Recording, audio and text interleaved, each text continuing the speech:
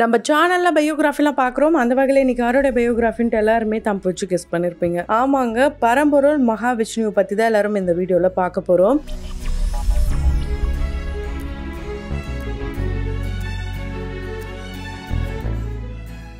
இவரை பத்தி பாக்குறதுக்கு முன்னாடி இது வரைக்கும் யாரெல்லாம் நம்ம சினி சமூகம் சேனலை சப்ஸ்கிரைப் பண்ணலையோ அவங்க எல்லாரும் மறக்காம சப்ஸ்கிரைப் பண்ணிட்டு பக்கத்துல இருக்க பெல் ஐக்கானையும் மறக்காம பிரஸ் பண்ணிடுங்க. சமீப காலமா பாத்தீங்கன்னா எந்த பக்கம் திரும்பினாலுமே பரம்பொருள் மகாவிஷ்ணு இவரை பத்தின நிறைய டாக்ஸ் போயிட்டே தான் இருக்கு. அதுலயும் குறிப்பா அவர் அரெஸ்ட் ஆனதுக்கு அப்புறமா அவர் பத்தி இன்னும் நிறைய விஷயங்கள் கிளம்பி வந்துட்டே இருக்கு. அதெல்லாம் கேட்கும் போது ஒரு பக்கம் ஷாக்கிங்கா இருந்தாலும் யார் இவர் எப்படி இந்த மாதிரி ஆனாரு, அதுவும் ஒரு சினிமாக்காரரா இருந்து எப்படி அவருக்குள்ள இந்த மாதிரி ஒரு ஆன்மீக உணர்வு வந்தது, இது போல கேள்விகள் வர வகையில தான் அவரை பத்தின ஷாக்கிங்கான விஷயம் எல்லாம் வெளியாயிருக்கு. சோ இப்போ இவர் எதுக்கு அரெஸ்ட் ஆயிருக்காரு அப்படின்னா, மாணவிகள் மத்தியில ஒரு அழுத்தத்தை ஏற்படுத்துற வகையில அவரு சில தவறான கருத்துக்களை பரப்புனதுக்கு காரணமா கல்வி அமைச்சர் உட்பட இப்ப இருக்க பல கட்சி தலைவர்களும் இவருக்கு அகேன்ஸ்டா நிறைய விஷயங்களை பரப்பிட்டு வராங்க.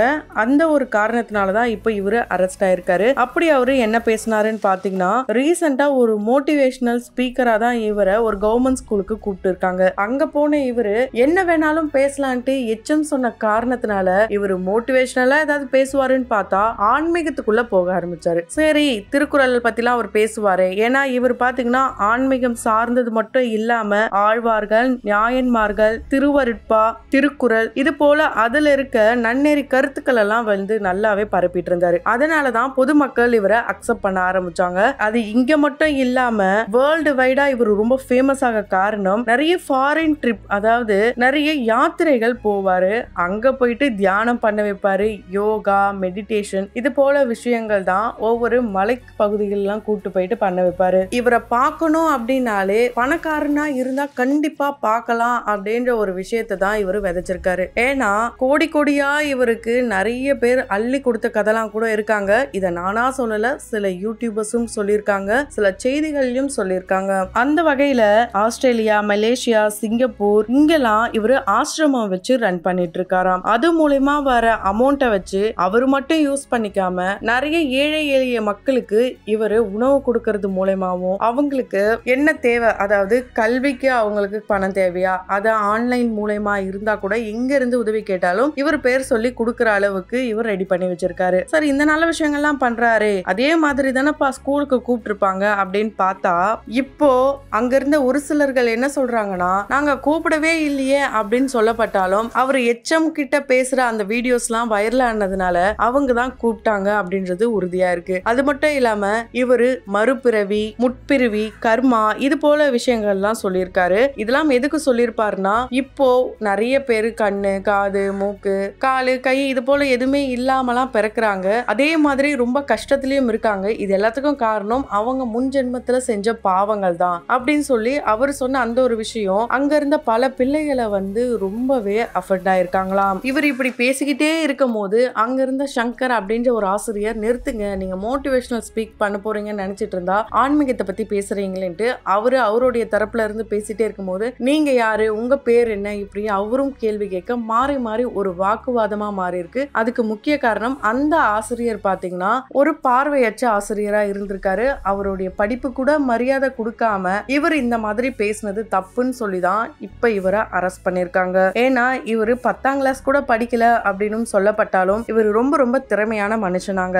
ஜூலை 2ஆம் தேதி 1994 இவரு மதுரையில இருக்க GHல பிறக்கிறாரு. கிருஷ்ணமூர்த்தி, பரமேஸ்வரி இந்த பெற்றோர்களுக்கு தான் இவரு பிறக்கிறாரு மூத்த மகனா. இவங்களுக்கு ஒரு இளைய மகனும் இருக்காரு. இவர் பாத்தீங்கன்னா சின்ன வயசுல இருந்து ரொம்ப படிப்பாராங்க. படிச்சுக்கிட்டே இருப்பாருன்னா பாருங்க, எல்லாத்துலயும் ஃபர்ஸ்ட் தானா. ஸ்கூல் ஃபர்ஸ்டே வந்திருக்காரு. அப்படியே ஸ்கூல்ல நல்லா படிக்கிற காலத்துல இவரு அங்க மதுரையில ஒரு ஆடிஷன் அட்டென்ட் பண்றாரு. அது மூலமா தான் சன் டிவில வாய்ப்பு கிடைக்குது. அந்த வகையில அவருடைய பேரையே மாத்தி அவங்களுடைய ஊர் பேரை முன்னாடி வச்சுக்கிட்டாரு. அதாவது மதுரை மகா அப்படின்ற பேரோட தான் அவரு அசத்த போவது யாருன்ற ஷோல நிறைய அசத்தலான ஸ்டாண்டப் காமெடி எல்லாம் பண்ணிருக்காரு. அதாவது யார் சோம்பேறின்ற டைட்டிலா இருக்கட்டும், ஆன்மீக ரீதியாவும் அவருக்கு ஸ்டாண்டப் காமெடி பண்ணிருக்காரு. அதுல அவரு ஒரு காமெடி பண்ணிருப்பாரு. அவர் என்ன சொல்லிருப்பாருன்னா, ஒரு ஊர்ல சாமி சாமியை எல்லாரும் கல்லெறிஞ்சு வேண்டிட்டு இருந்தாங்களாம். அப்போ வெளியூர்ல இருந்த ஒரு நபரை பார்த்து, நீ என்ன இப்படி கும்பிடுலாம் போடுற, அப்படிலாம் எங்க ஊர்ல கும்பிட மாட்டோம், கல்லெறிஞ்சுதான் கும்பிடுவோம், நீ கல்லெறி அப்படின்ட்டு அங்க இருக்கிறவங்க எல்லாம் ஃபோர்ஸ் பண்ணி அவரை கல்லெறிய வச்சிருக்காங்க. ஆனா நம்ம எப்படி கடவுள் மேல கல்லெறியறது? பக்கத்துல இருந்த ஒரு புளிய மரத்து மேல அவர் கல்லெறிஞ்சாராம். உடனே அவருடைய பார்வை போயிடுச்சாம். அப்போ கடவுளை பார்த்து இவர் கேட்டாராம், என்ன கடவுளே, உன் மேல கல்லு பட்டுட கூடாதுன்னு தானே நான் அந்த மரத்து மேல அடிச்சேன், நீ என்னுடைய கண்ணியே புடுங்கிட்டியன்னு கேட்டா,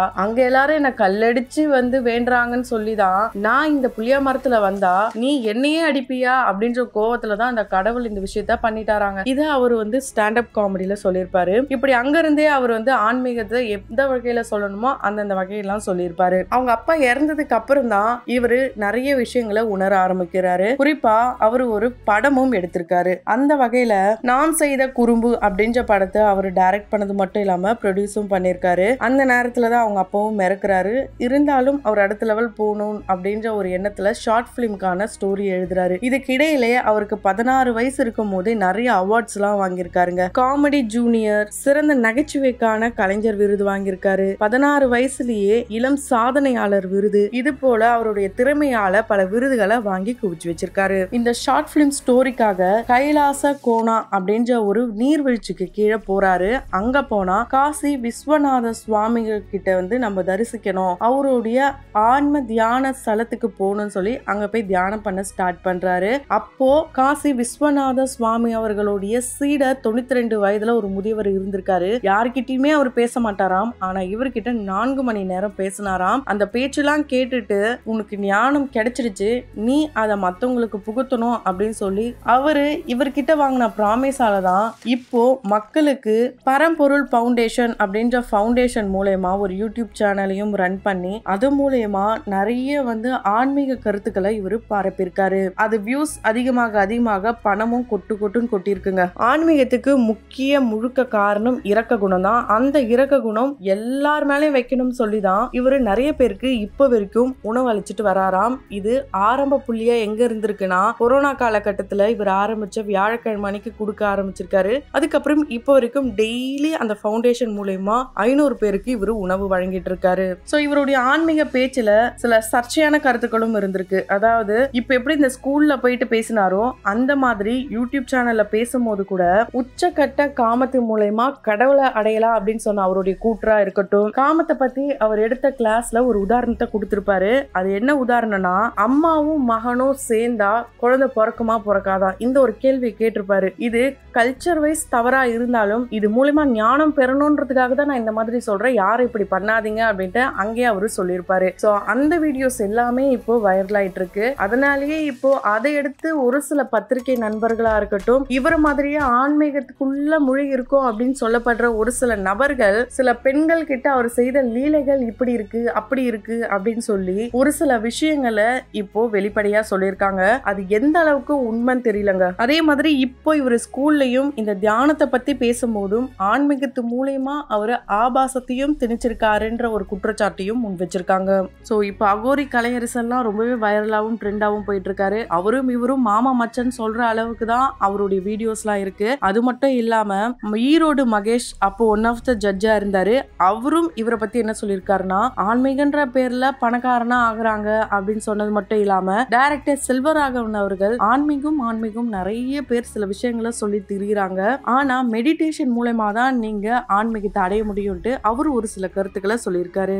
சோ ஆன்மீகம் அப்படின்ற பேர்ல இவர் ஃபாரின் ட்ரிப் போறதா இருக்கட்டும், ஒயிட் அண்ட் ஒயிட்ல வெள்ளியின் சொல்லியமா சுத்தி திரிகிறான் அப்படின்ட்டு இவரை பத்தி காமெடியா சொல்ற விதங்களா இருக்கட்டும், இது எல்லாமே இவரை ஃபாலோ பண்றவங்களுக்கு கசப்பா இருந்தாலும் ஒரு சிலர் எங்க குருவை பத்தி எங்களுக்கு தெரியும், நீங்க அவரை பத்தி தெரிஞ்சுக்காம எதுவும் தவறா பேசாதீங்கன்னு சொல்லிட்டு வராங்க. அந்த வகையில நீங்க இவரை பத்தி என்ன நினைக்கிறீங்க, உங்களுடைய கருத்துக்கள் என்னன்றத கமெண்ட் பாக்ஸ்ல மறக்காம கமெண்ட் பண்ணுங்க. தொடர்ந்து பயோகிராஃபிலாம் பார்த்து என்ஜாய் பண்ணணும்னு நினைச்சீங்கன்னா உடனே நம்ம சினி சமூகம் சேனலை சப்ஸ்கிரைப் பண்ணிட்டு பக்கத்துல இருக்க பெல் ஐக்கனையும் மறக்காம பிரஸ் பண்ணிடுங்க.